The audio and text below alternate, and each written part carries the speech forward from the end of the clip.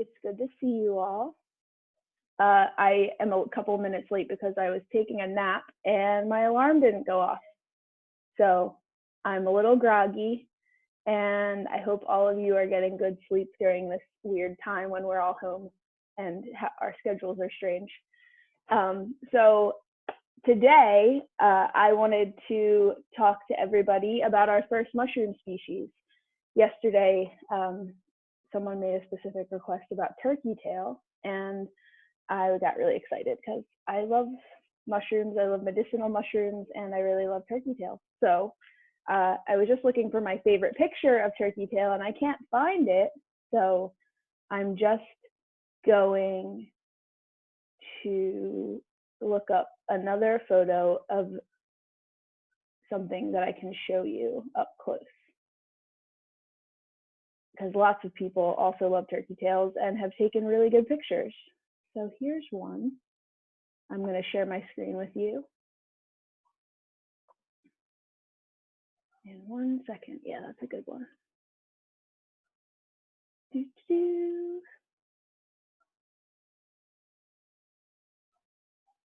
Okay. Is everybody seeing that? Yeah. Cool. This is a big close-up of a turkey tail, a cluster of turkey tail mushrooms. So turkey tails are beautiful. They're quite small. If you can still see me, I think you might be able to see me in the corner of your screen. They're usually only a couple, maybe a couple inches, but they grow in these really great clusters. I have here a jar of turkey tail mushrooms that I harvested in the woods probably a couple of years ago at this point. I teach a lot of workshops about mushrooms and about herbal medicine and identifying different species. So I have kept this one on hand in this jar as a demonstration tool. They've gotten a little bit old, so I'm going to show them to you on the screen as comparison, just so you can see them in my hand. Can people see anybody who, I'm only seeing one person's video screen right now. Erin, I can see you. Everyone else, I'm not seeing a screen. And I'm wondering, everything is frozen. Me also? I can't see you either. Ah, okay. I can't see you either. Okay. I'm gonna, interesting. Network bandwidth is low. Interesting. All right. And you can't see my, Erin, I'm talking to you because I can't see you moving. I can barely see you moving. Can you hear me? Maybe it's this rainy weather we're having, or so many people having Zoom calls all at once.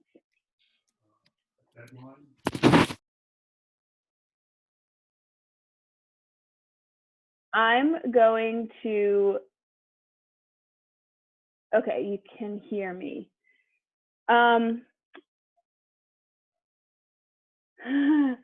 Okay, cool. So those of you who can see me, I have a jar of turkey tail mushrooms here that I use to demonstrate when I'm in person with people so that they can see and feel the way that they are. So these are dried turkey tails. I put them in a food dehydrator so that they were definitely 100% dry before I put them in this jar. Otherwise, other types of fungus, mold, and different types of bacteria would take over and start decomposing these, which are also decomposing mushrooms. So you want to make sure that when you bring things inside, if you're going to put them in glass or you're going to put them in plastic, you want to make sure that they're always completely dry, or else they're just going to get ruined. So you can see about how big they are. I'll put a few in my hand. They're only like an inch or two, and they have at the end of them, they have these little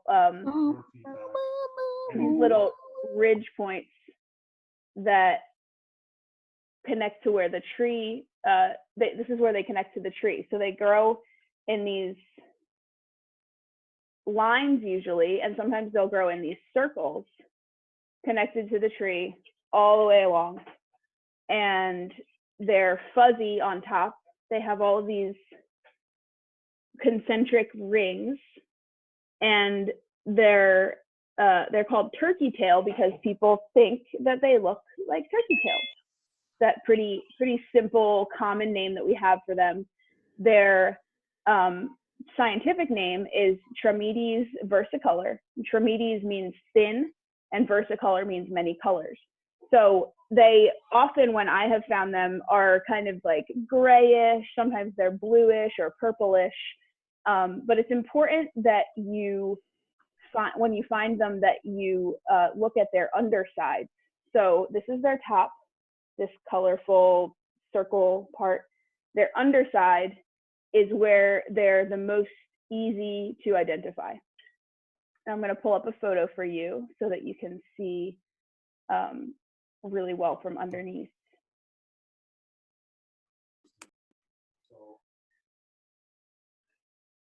Oh, where's my screen?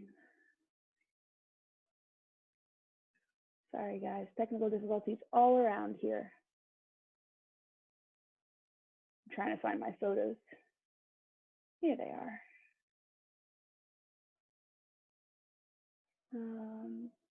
Turkey tail, underside. Boop, boop.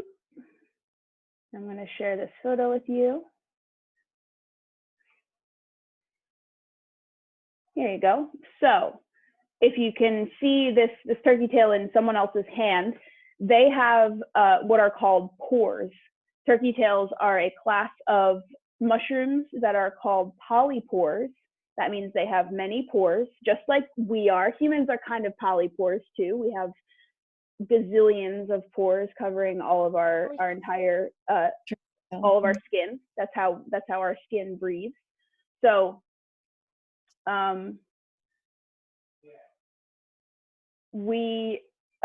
there's many different kinds of turkey tail mushrooms, or sorry, there's many kinds of mushrooms that look like turkey tails. And I'm gonna try not to confuse you, so pay attention here. These are the ones that we want. We want these pores. The ones that we don't want, the false turkey tails, have different undersides, but they look similar.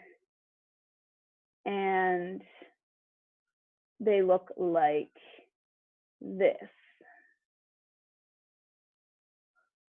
Okay.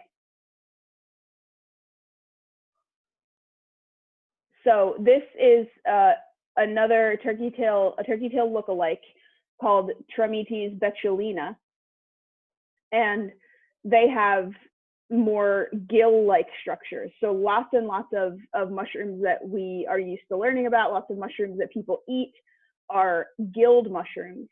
And there are many different kinds of mushrooms that look somewhat like turkey tail, but if you turn them over, you turn them upside down, they don't have the pores that we need. So just remember that the ones that we're looking for are this.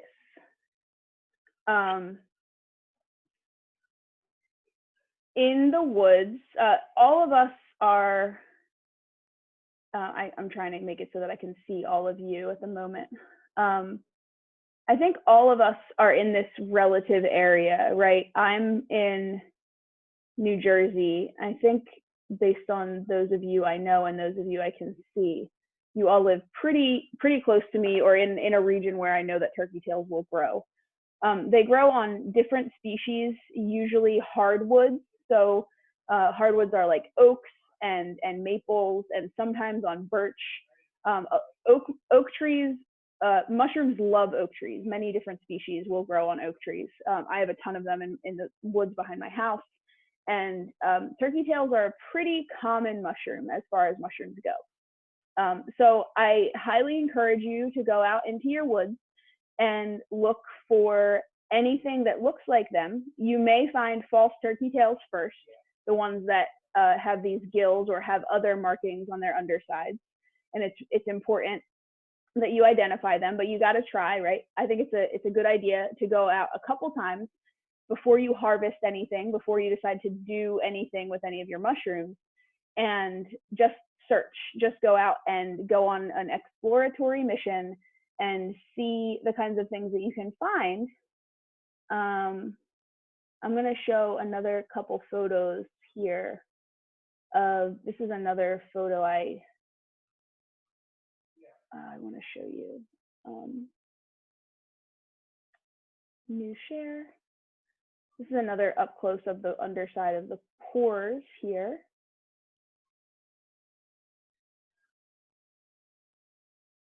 It's a good close up. So they're, usually white. Sometimes they're a little bit off white if they're a little bit older. This is the time of year where they would be, right around now, within the next month or so, they'll be growing. They're putting out new growth. New mushrooms will emerge. But you might be able to find turkey tail mushrooms that are a year old or 2 years old. And those are good if you can see that they look a little bit old. Maybe they have moss growing on them or algae growing on them. Those are older, and those are good ones to just maybe pick 1 or 2 off, and you can look underneath. They're not as good to use for food or medicine because they're a little bit older. They're not going to be as potent, and they might have, like I said, algae or moss or bacteria on them. But if you find them and they have these white undersides and they're very thin and they're hard to break apart, but they'll be more pliable. They'll be easier to kind of move around in your hands. And if you decide that you've gotten to the point where you're comfortable with harvesting them, you can bring some home, and then you can turn them into a broth, a tasty broth. So what I would do, some of the things that I do with turkey tails, mostly I make medicine. Cool, I'm just checking out the chat window here. How can you tell whether they are true pores or small teeth? And what if the top is smooth? Okay, so pores are little tiny white, they're basically little tiny dots on a white surface, and there'll be like countless numbers of tiny little pores. Teeth, if it doesn't look like those little tiny dots, then they are not pores. I'm going to see if I can find a different photo of the underside. I have another photo that I can share that is a common false turkey tail in my woods and that I've seen in the woods in and around Philadelphia. They are larger. I'm going to do a share of this one.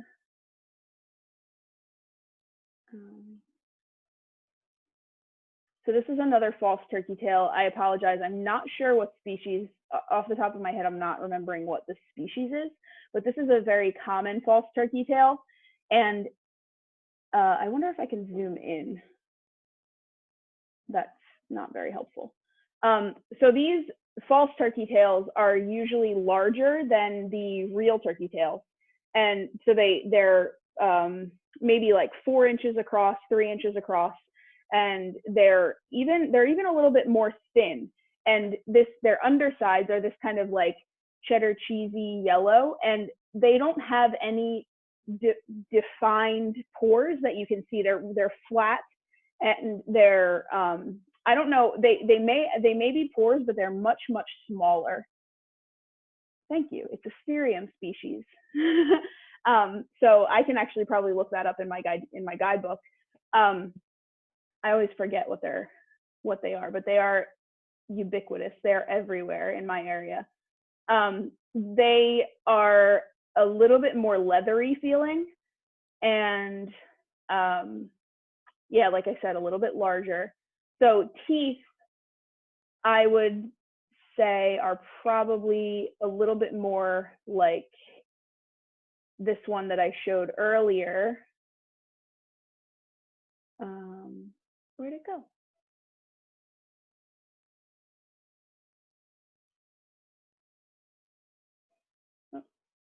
Let me try this again. New share. There we go. There you go. So these are gills, or these could be a little bit like teeth. I've seen others that have even different patterns than this. That is not a turkey tail. That is a false turkey tail. So I'm going to get back to my chat window. If the top is smooth, it's probably a false turkey tail, but it's definitely more important to check the underside. And the top side of a regular turkey tail is I mean, I can't say quite fuzzy. It's not like furry, but if you run your hand over it, it definitely does have a little bit of a fuzz to it in a way that I haven't seen the false turkey tail in the same way. Erin, I see you have a hand up. I'm unmuting you. Can you eat turkey tail? You can eat them. So some people who are foragers, who like to go out in the woods and harvest food and medicine from wild places, sometimes people will just pull off fresh ones and chew on them. I personally don't think that's a great idea, especially for kids or people who don't have a whole lot of experience to eat them like that. I don't think it's a good idea for most people to eat any mushrooms raw. And that's mostly because they sometimes have bacteria or other types of fungus living on top of them. They have a lot of competition out in the woods. And it's a good idea to always cook mushrooms or heat mushrooms so that that other stuff that might be living on top of them that you can't see with your eye will die off in that high heat. So what I highly recommend people do, something that would be really good for kids, the kids in here, is to make a tea. And a tea could also be a broth for a soup. You could heat a bunch of these in water. Sometimes I've had a turkey tail tea before that I've thought really kind of just tasted like a chicken broth, or you add a little salt to it and it has more of like a chicken or a turkey stock kind of flavor to it, a little bit more of a soup flavor than a tea flavor that you would be used to. And it's really highly medicinal. It's very, very good medicine for everyone. It's one of the most well-known anti-cancer herbs that we know of. The Japanese have been using it as a particular cancer-fighting drug for a very long time. And there are many, many, many scientific studies that have been done that have proven its effect at fighting off cancer cells and at keeping our immune systems really healthy. It's also been used for people who have diabetes and people who have respiratory issues. It just has really great properties of helping us to heal our own bodies when we're sick.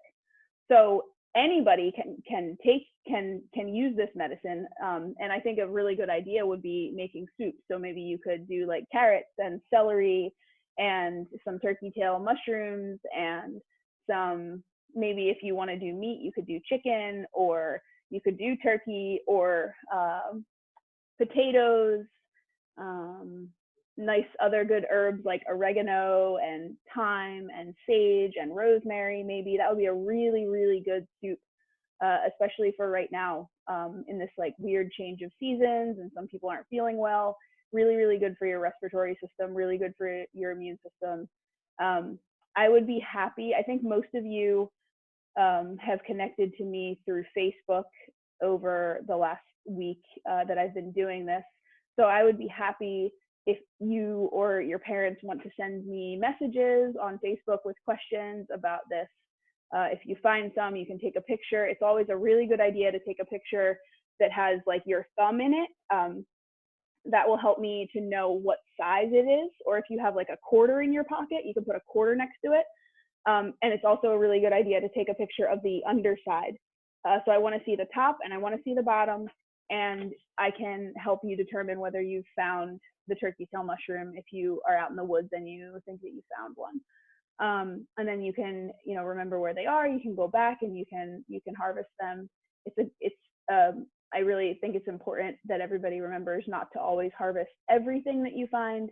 We want to leave some of these things in the woods for their own abilities to reproduce in the future, and for other people who might be back there looking for that medicine. Make sure that we only take what we really need and not more than that, and that we say thank you and we do nice things in the woods when we're back there, like pick up trash and think about other things we can do to take care of the earth that we live on, the places that we visit the most often. So, do people have questions or thoughts about this before we end for the day? You can chat, type in the chat window. I'm looking at that at the moment. Looks like y'all are good. Well, that was our first mushroom lesson. There are so many things that I can teach you about mushrooms, and it gets a little bit confusing. And like I said, I took a nap earlier and I'm a little groggy, so I hope I did a good job explaining to you. I see, Erin, you have another question. What's going on? Erin. I just wanted to show you that my cousin had. Oh, cool. Yeah, that's great. Turkey tail extract is that's really good medicine. So is it powder? Just give me a thumbs up. Is it powder form? Yeah. So you can put that in. You could make a tea with that. I'm sure that's probably what it's for. You can probably put it in hot water, or you can add it to various foods. Sometimes people add it to coffee. I think that's a little weird. It might make the flavor even stranger than it already is. But you can also put it in capsules. Some people get like little like medicine capsules and these little capsule machines, and they powder mushrooms, and then they take them that way, like another vitamin. That's something you can do as well. But I think it's really yummy to have in soup or tea form. So I think that's what we have for today.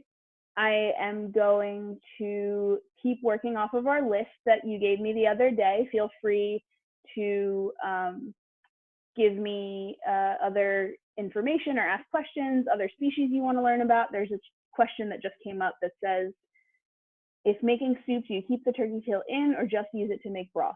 Well, with the tea, I would definitely strain the mushrooms out, and that's a great question. So you want to make sure that you're pulling anything that's kind of like woody or dirty away from the end of the mushroom, and that's pretty easy to do. I just broke off this little end here, and I would just put that into my hot water. And in terms of taking it out of a soup, it's kind of up to you. It would probably be really, really chewy. It wouldn't hurt you if you ate the turkey tail, but it might be kind of funny. So I would suggest maybe giving it a shot. See if you like the way that it tastes. After it sits in the soup, it's going to get a lot softer.